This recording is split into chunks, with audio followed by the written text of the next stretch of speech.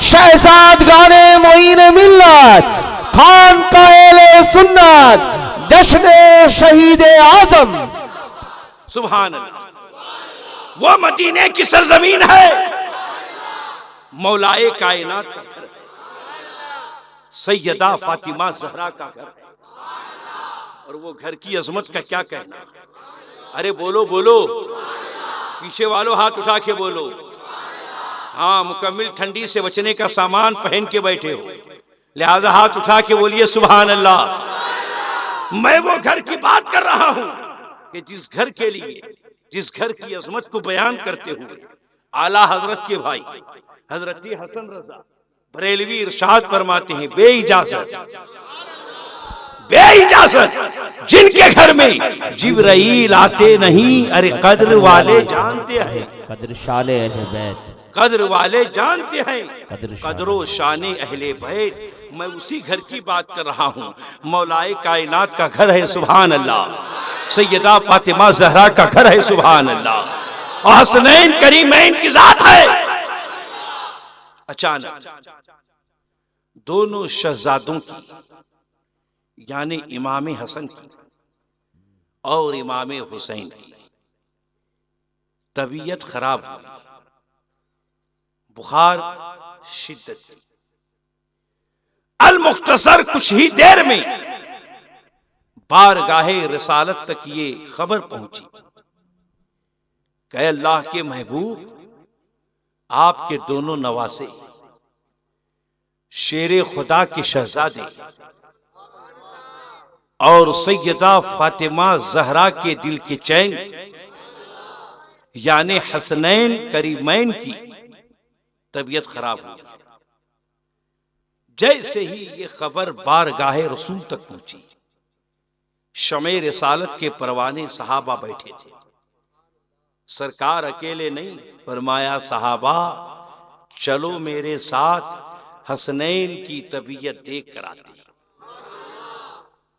क्या पता चला बीमार की हालत और तबीयत देखने जाना,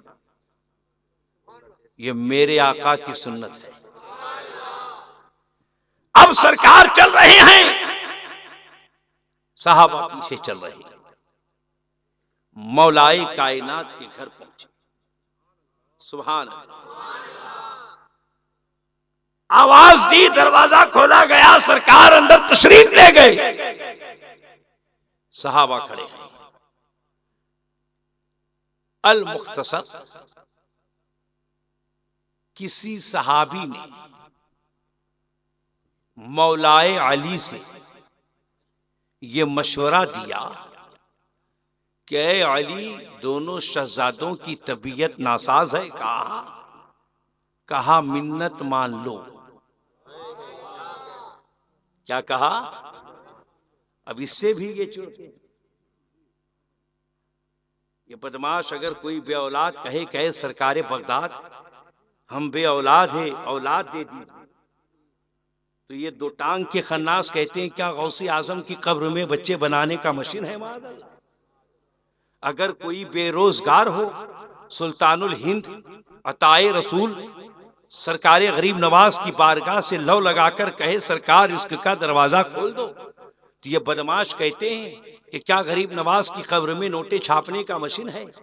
अब हजरात, एक वाकया ऐसा अच्छा इन्हीं की किताब का याद आ रहा, लेकिन वक्त नहीं, वरना फिर आप कहोगे कि ठंडी में ज्यादा हमको ठंडा कर, लिहाजा किसी और मौके पे याद दिलाना, तो आपको पता चलेगा कि देखो ये इनके मौलवियों की करामत कैसे बयान करते हैं।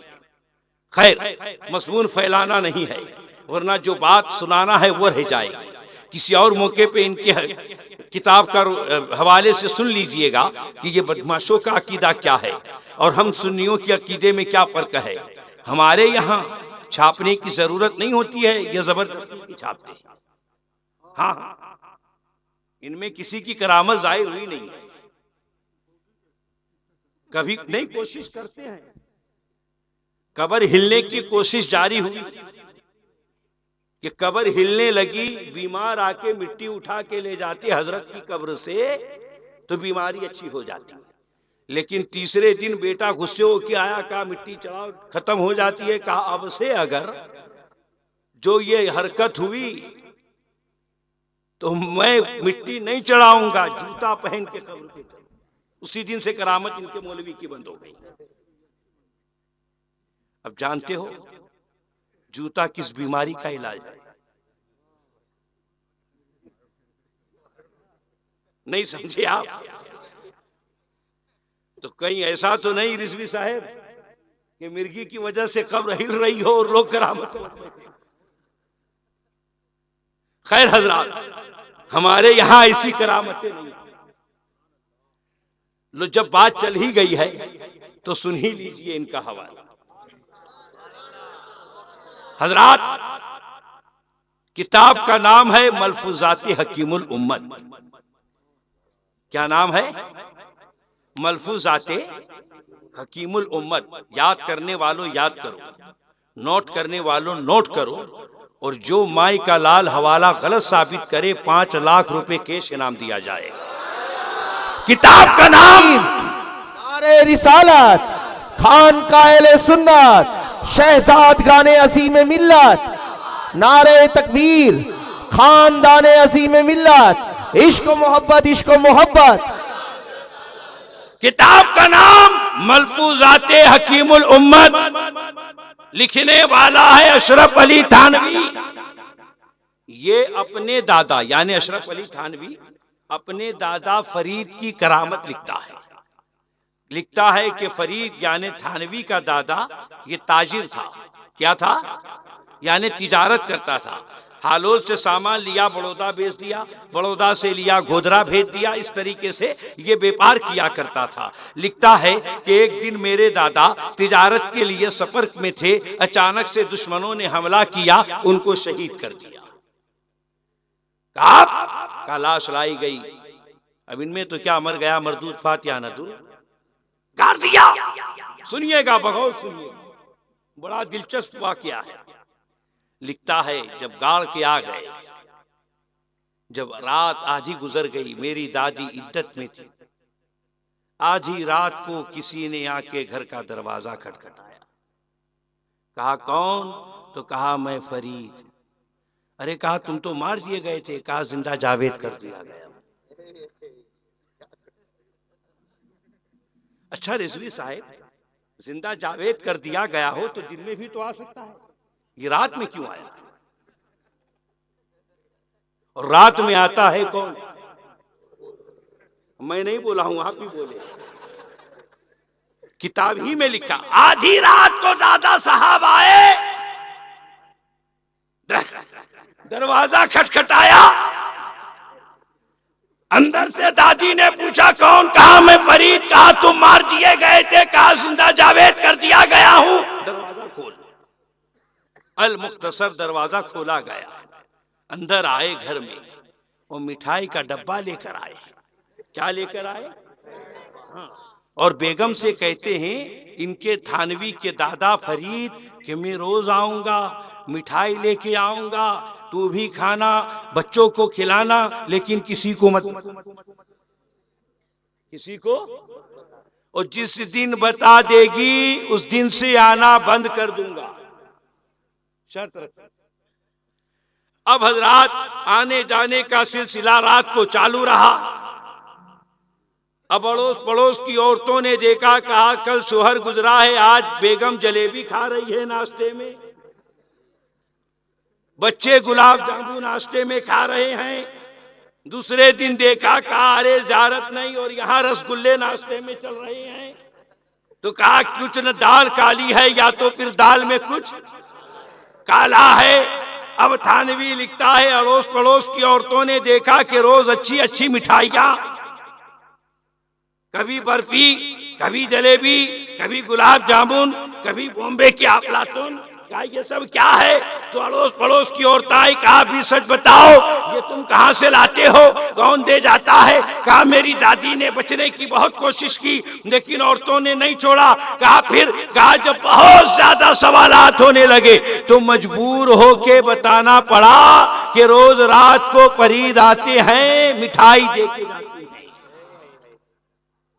हजरात, लिखता है जिस दिन बताया उसी दिन से आना बंद। मिठाई, जलेबी, रसगुल्ले बंद। अब मैं पूछना चाहता हूं कि हमसे कहते हो ख्वाजा अजमेर की कब्र में क्या नोटे छापने का मशीन है? सरकारे बादशाह की कब्र में बच्चे बनाने का मशीन है? तो मैं वहाबियों को पूछना चाहता हूं कि क्या फरीद अशरफ अली थानवी के दादा की कब्र में कोई मिठाई वाले की दुकान थी कि रोजाना मिठाई लेके आता था?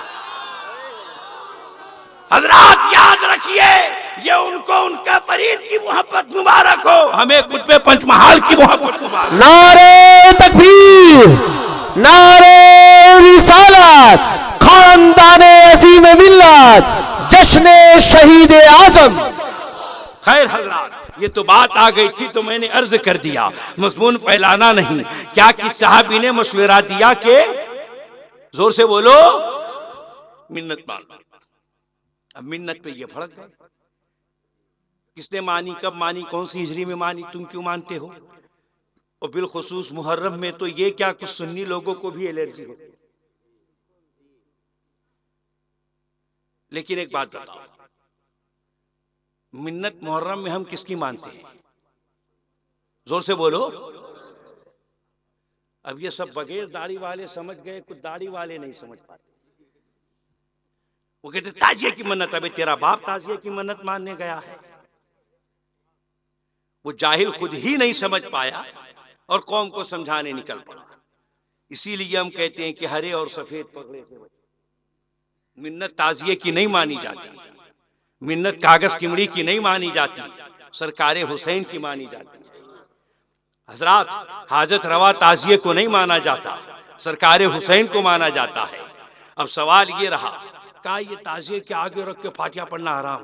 तो मैं रिजवी साहब से कहूंगा कि अगर मान लीजिए अगर किसी शख्स ने खाना बनाया, ताजिए के आगे रखा, तो क्या आप और हाफिज मोइन फातिहा में ही के तो इसका सवाब ताजिए को मिले? बोलो भाई। अगर ये जुमला है तो मैं भी कहूंगा मना है, लेकिन हम ताजिए का फातिहा नहीं देते, ताजिए वालों का फातिहा देते हैं। तो कहा फिर वहां आगे रख के क्यों देते हो? तो कहा तेरे घर में रख के दें। अल्लाह ने पूरी रूए जमीन को उम्मते मुस्लिमा के लिए पाक कर दिया है। अब घर में फातिहा तो भी हो जाएगा, ताजिए के आगे तो भी हो जाएगा, लेकिन वहां रखने का मतलब क्या है? जल्दी से जवाब दे दीजिएगा। जुमा का दिन है, बादशाही मस्जिद है, नमाज खत्म हुई, इमाम ने ऐलान किया सलातो सलाम के लिए खड़े हो जाएं। अब आप इधर मुंह करके सलाम पढ़ोगे, जल्दी से बोलो नबी हमारे दुरूद और सलाम को सुनेंगे कि नहीं? इधर मुंह करके पढ़ेंगे तो सुनेंगे कि नहीं? इधर मुंह करके पढ़ेंगे तो सुनेंगे कि नहीं? किसी भी तरफ मुंह करके नबी पर दुरूद और सलाम भेजो नबी। लेकिन ये मदीने की तरफ ही मुंह करके क्यों हम पढ़ते हैं?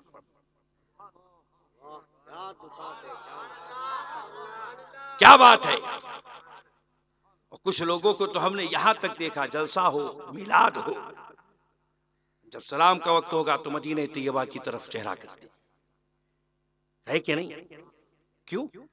इधर मुंह करके करोगे तो नहीं होगा सलाम, बोलो भाई। लेकिन उधर चेहरा क्यों किया जाता है? ताकि दिलो दिमाग पर सुनहरी गुंबद का तस्वुर आ जाए, दिलो दिमाग पर सरकार की जाली का तस्वुर आ जाए। ठीक वही बात यहाँ ताजिए के आगे इसलिए रखा जाता है कि ताजिए वालों की याद आ जाए, शहंशाह का रोजा जहन में आ जाए। हजरात, अगर ये हराम है तो फिर उधर चेहरा करके सलाम पढ़ना भी, लेकिन ये जाहिल समझ ही नहीं पाए।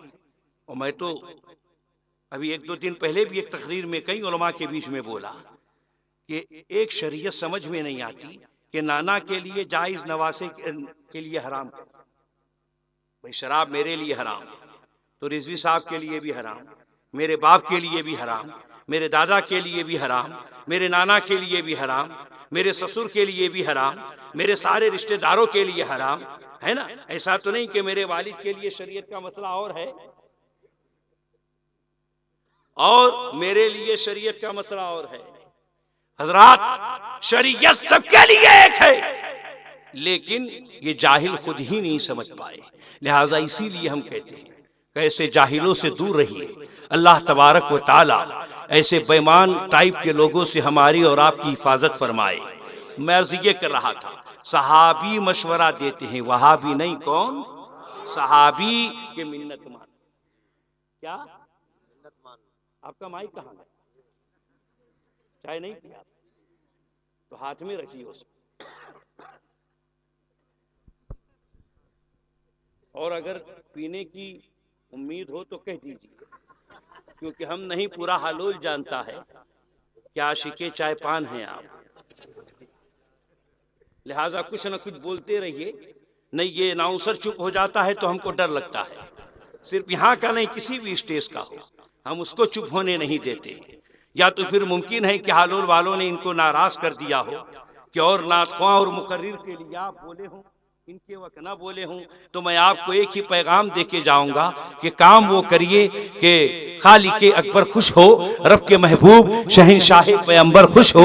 आज खुश कर दिया हर नातख्वां को तुमने, क्या ये नहीं चाहते कि बेचारा अनाउंसर खुश हो? लिहाजा हजरात हर जलसे में इनका भी ख्याल रखा करें। खैर मैं अर्ज ये कर रहा था कि सहाबी ने मशवरा दिया कि मन्नत मान लीजिए। मौलाए अली ने वो सहाबी के मशवरे को कबूल किया, सुभान अल्लाह। अब मिन्नत मान ली, लेकिन मौलाए अली ने अकेले नहीं मानी, सैयदा फातिमा ने भी मानी। सुभान अल्लाह। और सैयदा फातिमा की कनीज हजरत फिजा ने भी सुभान अल्लाह कि अगर दोनों शहजादे शिफा पा जाए, हम तीनों तीन तीन रोजे रखें। अरे सुभान अल्लाह, आप सुन चुके हैं वाकया। सुभान अल्लाह, अल्लाह सलामत रखे। आप घबराइएगा नहीं, आप बड़े खुश हो रहे हैं। मैं तभी समझ गया था कि हमको याद है वही वाकया ये बोल रहा है। मैं ये वाकये के लिए बोला ही नहीं हूं कि जो आपने न सुना होगा वो सुना के जाऊंगा, वो तो अब मैं स्टार्ट होने वाला हूं, घबराइएगा नहीं। हजरात ये तीनों ने मिन्नत मान ली कि हम तीन तीन रोजे रखेंगे। क्या मानी? तीन तीन रोजे रखेंगे। क्या मानी? तीन तीन रोजे रखेंगे। किस चीज की? रोजे रखनी। अब मिन्नत का सबूत मिल गया, बोलो भाई। हदीस की रोशनी में मिन्नत का सबूत मिल गया। अब लेकिन इनको तकलीफ का सबूत मिल गया, लेकिन मिन्नत मानने से फायदा क्या होता है? फायदा क्या होता है? तो आओ अब जहन की दीवार, आप अपने जहन के दरवाजों को खोलो और मिन्नत का फायदा। सुभान अल्लाह। ये तो मैं मदीने की बात कर रहा हूं। अब चलिए उत्तर प्रदेश में आजमगढ़ की सरजमीन। सुभान अल्लाह। कहां चलिए? आजमगढ़ जिले में एक गांव है जिसका नाम है इब्राहिमपुर। क्या नाम है? अरे आप भी जानते होंगे, आप भी कम हैं तो कोई जाना जरूरी थोड़ी ना है। इस्लाम तस्वीर का मजहब थोड़ी ना है, तस्वुर का मजहब है। यहीं बैठे बैठे आंख बंद करिए, साहिब कश्फ बन जाइए, मुमकिन है आपको यहां से नजर आ जाए। खैर हजरात, इलाके का नाम है इब्राहिमपुर। आप कहेंगे ये इब्राहिमपुर कहां आया, तो मैं आपको और करीब कर दूं। मेंबर ऑफ पार्लियामेंट अल्लामा उबैदुल्लाह खान आजमी उसी गांव के है। उन्हीं के गांव का ये वाकया है कि उस इलाके में इब्राहिमपुर में एक सैयद साहब रहते थे। उनके यहां औलाद नहीं थी। क्या नहीं थी? हकीमों का इलाज किया, तबीबों का इलाज किया। उस जमाने के जो सबसे बड़े बड़े हकीम थे, उन लोगों का इलाज करवा लिया। एक अरसा गुजरा, हकीमों ने तबीबों ने जवाब दे दिया कि जो नुस्खे थे हमने सब इस्तेमाल कर दिए। कहा अब हम इस नतीजे पे पहुंचे हैं कि आपकी किस्मत में औलाद नहीं है। आपकी किस्मत में औलाद नहीं है। जब वो सैयद साहब की जौजा सैयदा ने ये जुमले सुने, दिल बैठा बैठा जा रहा था। घर आए, कहा क्या किया जाए? कोई तबीब नहीं बचा, कोई हकीम नहीं बचा, तावीज़ात भी बहुत पहन ली, दोनों तरीके का इलाज करवा लिया।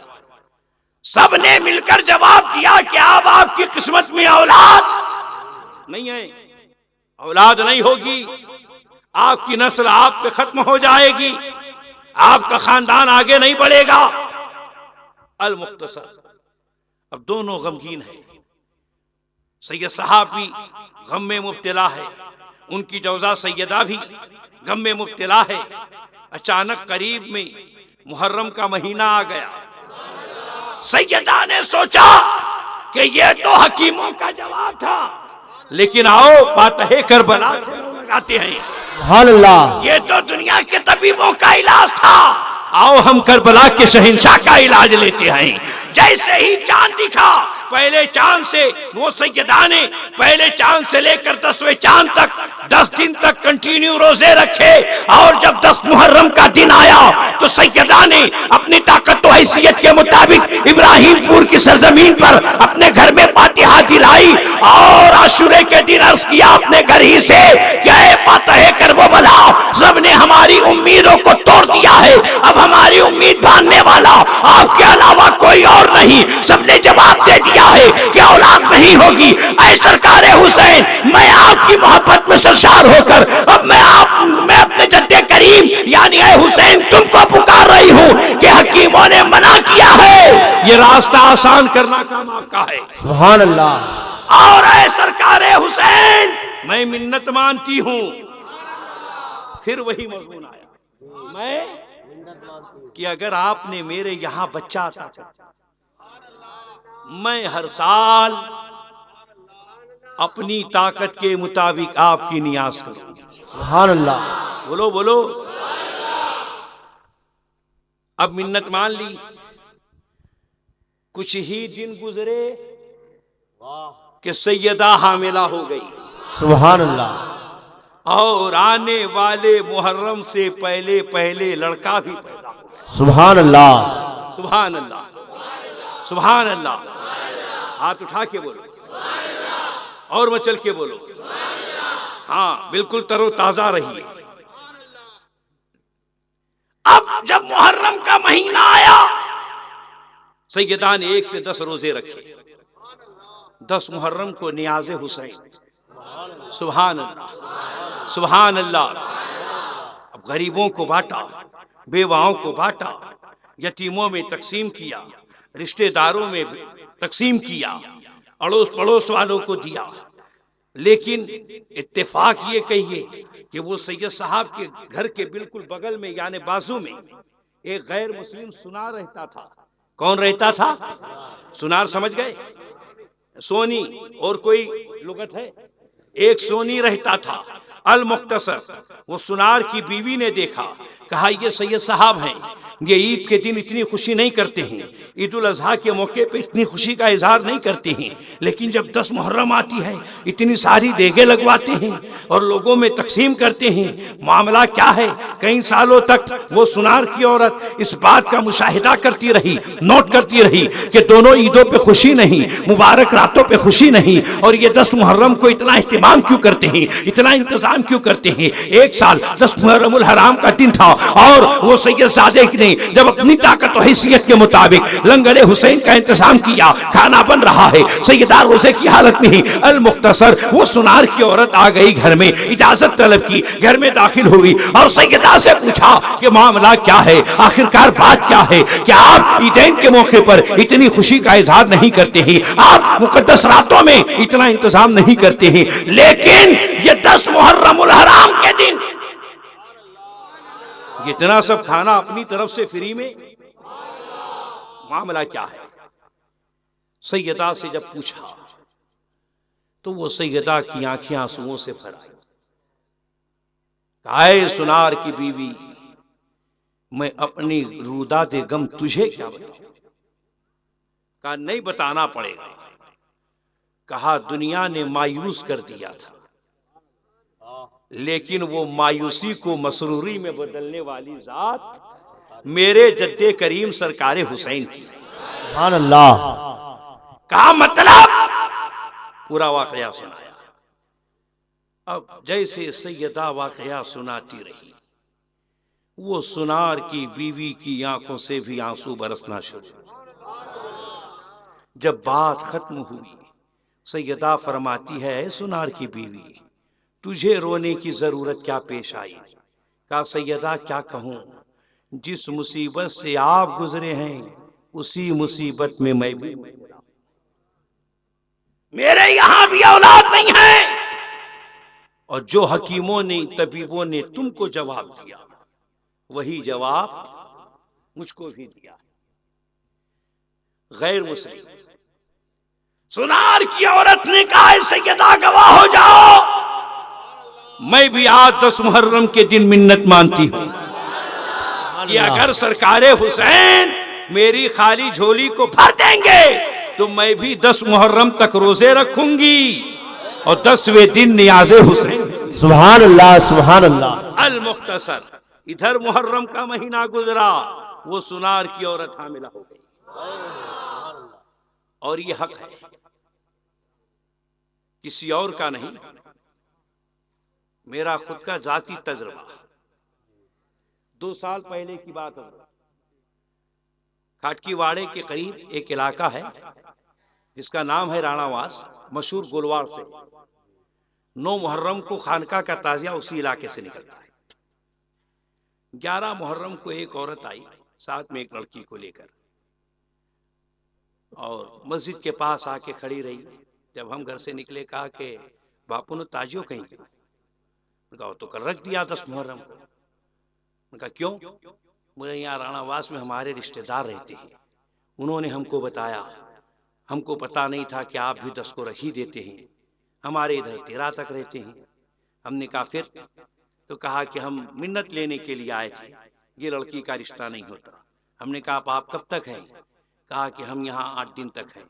हमने कहा, जुमेरात के दिन बवामानपुरा फैज़ गौसिया कब्रस्तान में नक्शे रोज़े इमाम आली मकाम को खोला जाता है, शाम को 5:30 बजे के बाद आप चले जाना। कहा ठीक। अल मुख्तसर, अब जुमेरात के दिन वो पहुंची, 2-3 दिन का फासला गुजरा, फुरों की चादर लेके पहुंची, मिठाई लेके पहुंची। मुजाविर ने सोचा, कहा मिन्नत पूरी हो गई इसलिए। तो कहा पूरी हो गई तो आपको वहां आना चाहिए था। कहा नहीं, हम वहां आए थे तो नहीं था, उम्मीद लेके आए थे मिन्नत लेंगे, लेकिन ताजिया शरीफ मौजूद नहीं। हमको अफसोस हुआ, लेकिन यही 3-4 दिन में हमारी बच्ची का रिश्ता तय हो गया। सुभान अल्लाह, सुभान अल्लाह। आला हजरत इसी को कहते, नहीं सुनता ही नहीं, मांगने वाला तेरा। अल मुख्तसर, अब सुनिए वही बात, यहाँ आने वाले साल मुहर्रम तक सुनार के यहाँ भी लड़की पैदा हुई। क्या पैदा हुई? सैयद साहब के यहाँ लड़का, सुनार के यहाँ लड़की। उसने कहा कुछ भी है, नहीं था उससे तो मिला सही। अल मुख्तसर, वाकया बहुत लंबा है, बीच की लंबी बात में रोक रहा हूं। बड़ी मेहनत और मोहब्बत से वो एक लोटी एक बेटी को बड़ा करने में माँ बाप मसरूफ हो गए। जब लड़की जवान हुई, सोचा इसका रिश्ता किया जाए, लेकिन बात ये थी कि पूरे इब्राहिमपुर में वो लड़की जितनी खूबसूरत थी, इतनी किसी की लड़की खूबसूरत नहीं। वो जितनी नेक सीरत थी, इतनी किसी बाप की बेटी नेक सीरत नहीं। पूरे इलाके में वो लड़की का चर्चा था, क्यों ना हो बारगाहे हुसैन से अता कर ली गई। अल मुख्तसर, अब दोनों सुनार और उसकी बीवी ने तय किया कि हम अपनी बेटी का रिश्ता ऐसे लड़के से तय करेंगे कि जिसमें जो हमारी बेटी में अच्छी आदतें हैं, नेक हसरत है, नेक सीरत है, खूबसूरत है, ये सारी बातें लड़के में मौजूद हो। अल मुख्तसर, पूरे इब्राहिमपुर को देखा गया, लड़की के मुकाबिल लड़का नहीं मिला।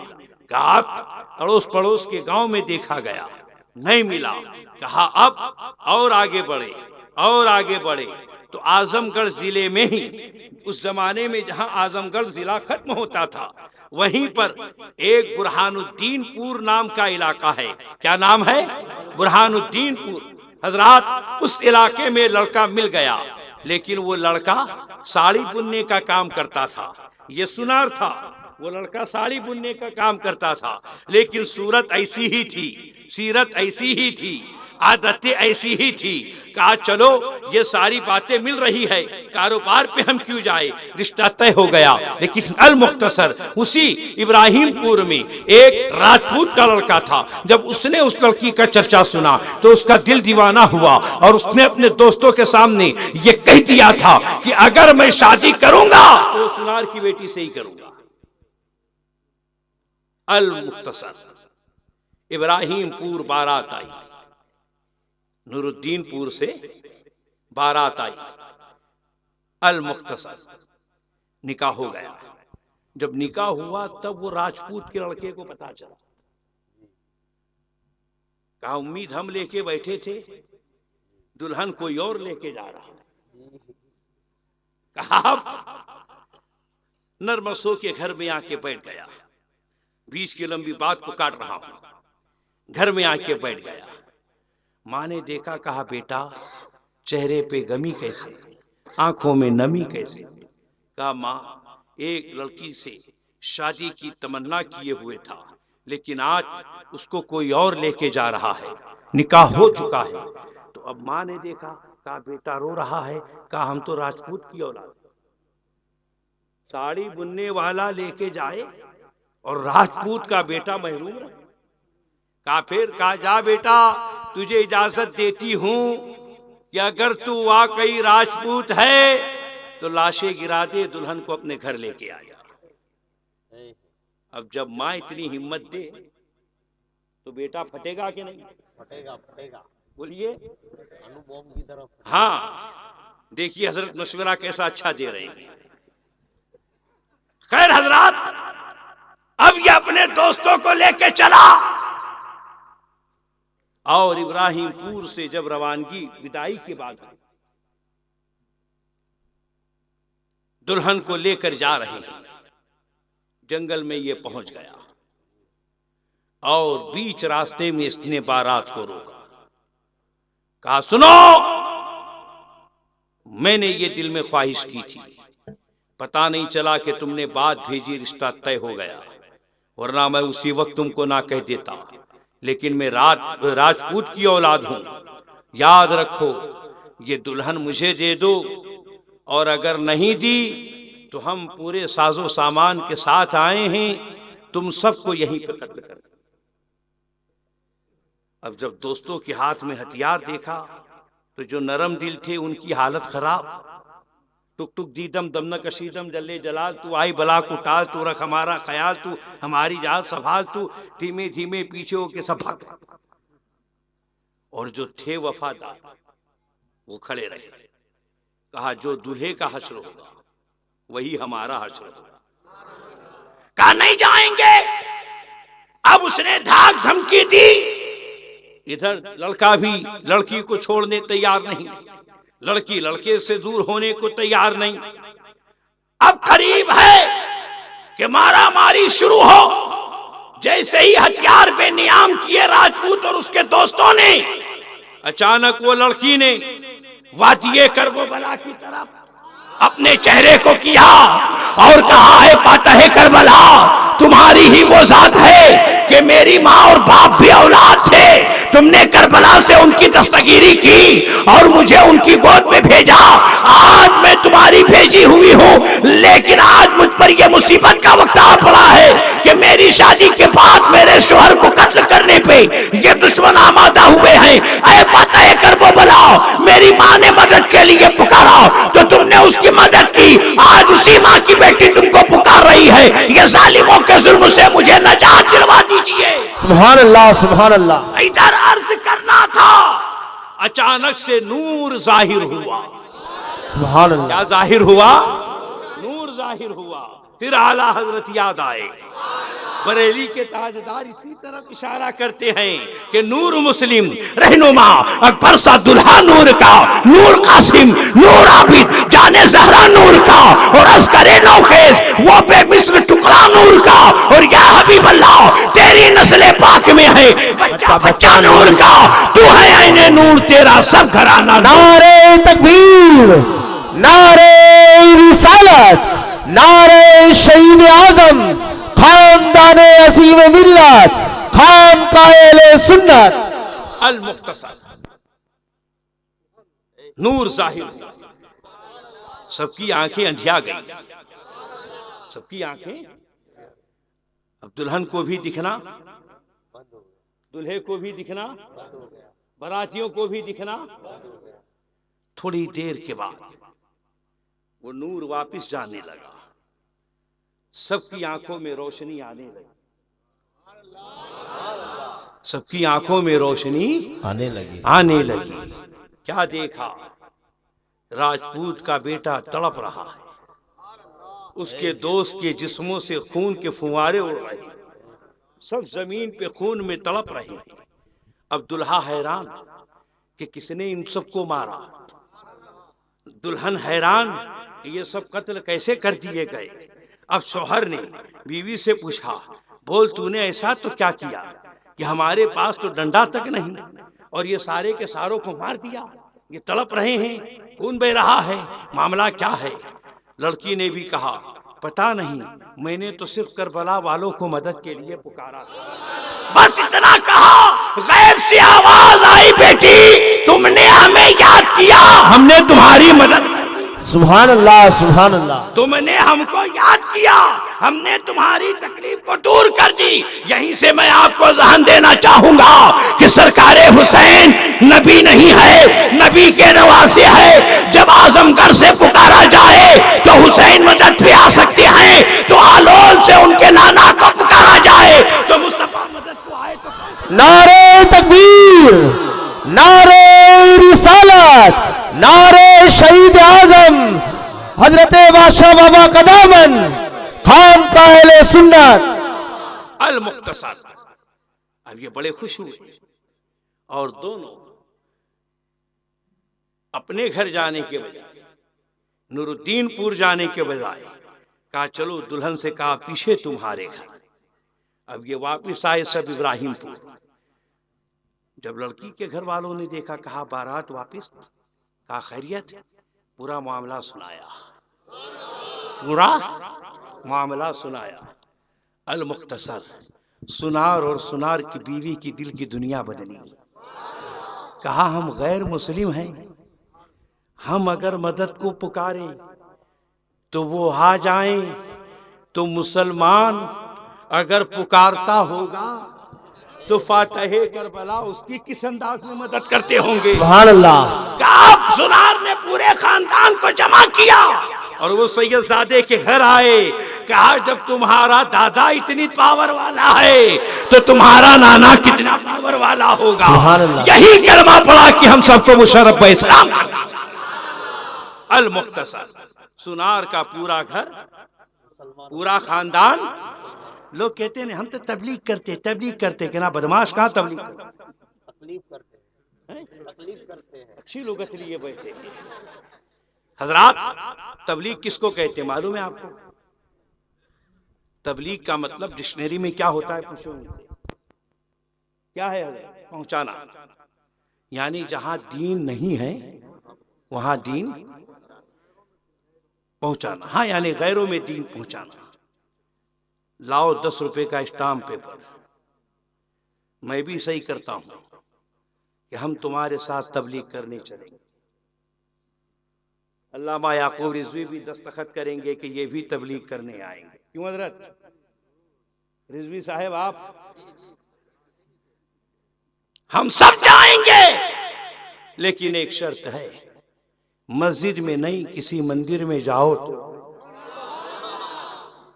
किसी चर्च में जाओ तो आए, लेकिन ये बदमाश मंदिर में नहीं जाएंगे। ये मस्जिद में आते हैं, अब्दुल्ला को अब्दुल्ला बनाने आते हैं।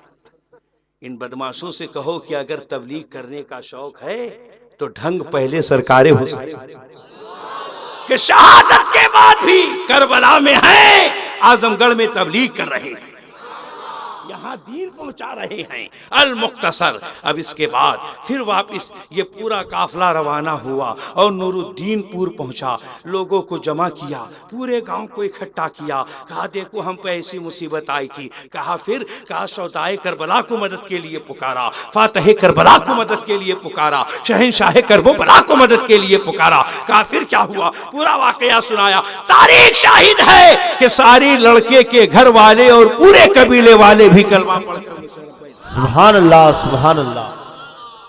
मिन्नत एक ने मानी,